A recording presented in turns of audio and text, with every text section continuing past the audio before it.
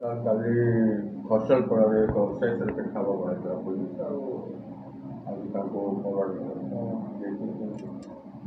କାଲି ଗୋଟେ information town ଥାନାରେ ଆମର ରିସିଭ୍ ହେଇଥିଲା। ତାରି ବେସିସ୍ ଉପରେ ଆମେ ଗୋଟେ ଟିମ୍ ଫର୍ମେସନ୍ କରିଥିଲୁ।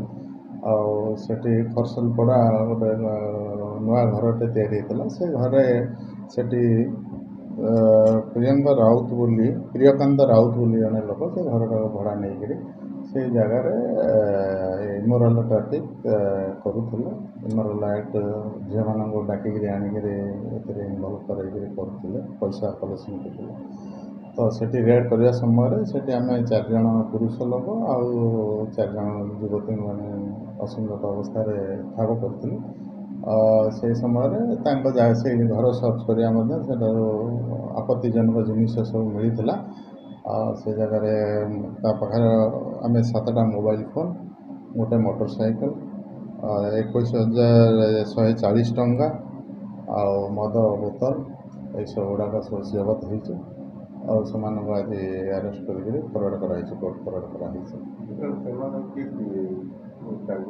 ମାନେ ସେଥିରେ ଆଉ ଯେଉଁମାନେ ଥିଲେ ତାଙ୍କ ପ୍ରୀତି ଜ୍ୟୋତିଷ ବୋଲି ଥିଲେ ଜଣେ, ବିକାଶ କୁମାର ପଟେଲ, ରାଜ ଆଲିଆ ଶାହବାଜ ଅବଦୁଲ୍ଲା, ଯିଏକି ଶାହବାଜ ଅବଦୁଲ୍ଲା ଜଟଣୀ ଖୋର୍ଦ୍ଧା ଏରିଆର ଲୋକ। ସିଏ ହିଁ ଏ ଘରଟାକୁ ଭଡ଼ା ନେଇକରି ଏଇ ଯେଉଁ କାମଟା ଇଲିଗାଲ୍ ଆକ୍ଟିଭିଟି ସବୁ କରୁଥିଲେ। ତ ଆଉ ଜଣେ ରହିଲେ ଲାଷ୍ଟ ଜଣେ ତାଙ୍କର ମାଷ୍ଟର ମାଇଣ୍ଡ ଏଥିରେ ଅଛି, ଯିଏକି ଏଟା ମାଷ୍ଟର ଅଛି ଅର୍ଗାନାଇଜ୍ କରି, ସେ ପର୍ଯ୍ୟନ୍ତ ଆମକୁ ଧରା ହେଇନାହିଁ। ଆମେ ମଧ୍ୟ ତାକୁ ଧରିବା ପାଇଁ ଗୋଟେ ଟିମ୍ କରିଛୁ, ଧରିବୁ ଯଥାଶୀଘ୍ର। କେତେ ମାସ ଚାଲିଥିଲା ଏଇଟା ଯାହା ଅନୁମାନ କରାଯାଉଛି ଲାଷ୍ଟ ବର୍ତ୍ତମାନ ସୁଦ୍ଧା ଯାହା ଖବର ଲାଷ୍ଟ 15 ଦିନ ଭିତରେ ହେବ ଏଇଟା ଚାଲିଥିଲା। ଖବର ଆସିକିରି ଆମେ ରେଡ୍ କରିଛୁ।